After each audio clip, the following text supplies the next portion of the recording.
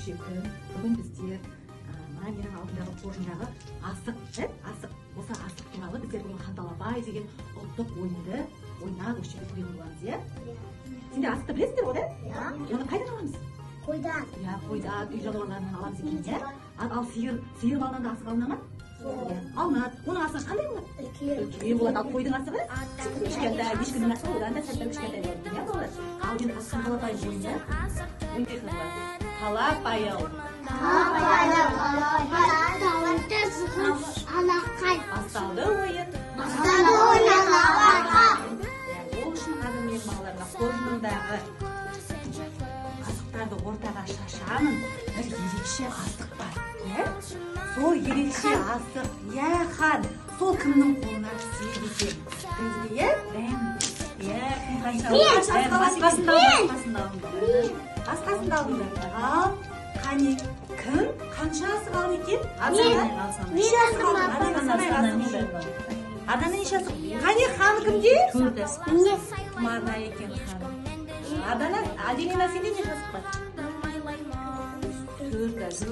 Бұлай, түссе бұл бүк. Міне, айтыңыздар, айтамыз, бүк. Ал, бұлайынан түссе ол шік. Ал, осылай түссе ол алшы. Ал, енді асығымыз осылай түссе ол тәйкі. Осылай болады екен. Алшы, тәйкі, шік, бүк.